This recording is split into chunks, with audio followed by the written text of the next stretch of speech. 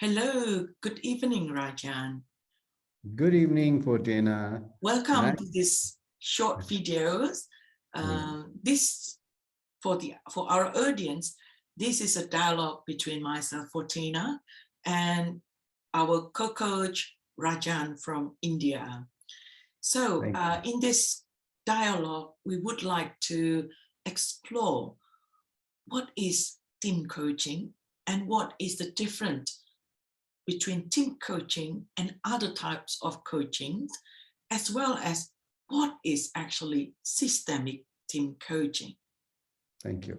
So Rajan, may I ask you to explain to me what is actually the difference between team coaching and other type of coaching, such as individuals or executive coaching?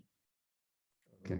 Thank you, Fourteena. Basically, when we talk about coaching per se, and largely it is individual team coaching, some different words are also used, leadership team coaching or executive coaching or whatever, many other names are used.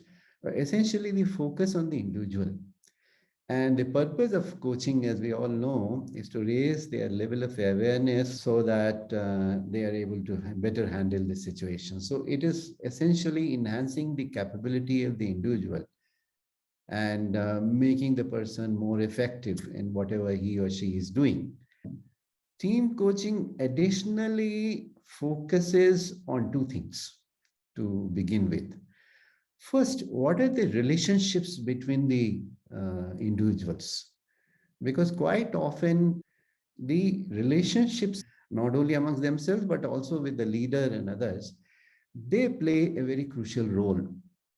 And sometimes these relationships are the inhibiting factors in enhancing the performance of the team. So team coaching focuses on the quality of relationships as well. That's one part. The second part is the team coaching focuses on the effectiveness of the teams vis-a-vis the purpose for which they were created. So the word purpose becomes very important. Now, who decides the purpose? The stakeholders. They have certain expectations, and whether those expectations are being effectively served. So that becomes the major focus of team coaching. Thank you, Rajan. So you're saying that the major difference between individual coaching and team coaching is because individual, so it is just enhancing the individual capability. While in the team coaching, you're saying that relationship between the team and then also how they actually fulfilling the purpose, or which one that is actually more important, that a team creating the purpose or the purpose creating a team? Which one that you think is the correct? Purpose creates the team. The team serves a purpose. Of course, team may also be involved in clarifying the purpose, but purpose clearly flows from the stakeholders. So purpose comes first, and that's a very important distinction, because it's possible that a team may be serving purpose of its own sustenance. That is not the objective of the team. Some people also think of group coaching and team coaching. But here is the same essential difference. In group coaching, the focus again is on individuals. But in team coaching, the focus is on individuals as well as the relationships amongst them. So Rajan, so are you saying that you also, team coaching also explore the dynamic between the team? Correct. That is where the critical success of the team lies. You also have seen, all people who have worked in organizations have seen that very often individuals are very good. And as you rightly pointed out, people having 120 IQ and getting together and creating an output which is 160 IQ output. The problem is in the relationships. So that is the key element.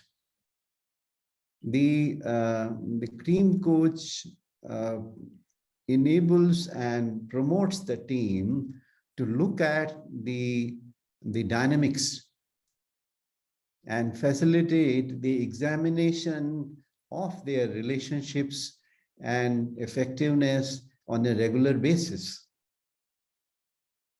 That's the essential part of the team coaching. So do you think that they also learn together? Yes. They do. That's a very important aspect. What about systemic team coaching? What is a systemic team coaching? Systemic team coaching essentially focuses on the system, and two things are very important. One is outside in perspective. What are people outside the team? What are their expectations and how do we take into account? That's one. The second is future back perspective. There are many things which we can see, but all the changes cannot be anticipated in the beginning. So in systemic team coaching, we also talk about three perspectives: the present perspective, how to improve today; the future perspective, how to improve for tomorrow; and the third perspective is what is not visible. What if unforeseen changes happen? How does the team gear itself for those kinds of changes? And that's the third dimension. And that's also very important, especially in the recent context of a global pandemic and now the war and other things. Nobody can anticipate everything. So the systemic team coaching also helps the team to imagine scenarios which may not be clearly visible, and how to equip the team so that if unforeseen changes happen, how does the team continue serving the purpose effectively? All right. So thank you very much. This has been a very inspiring discussion, and we hope that we can have another part for this next topic. Thank you, Rajan. Thank you, Fourteena.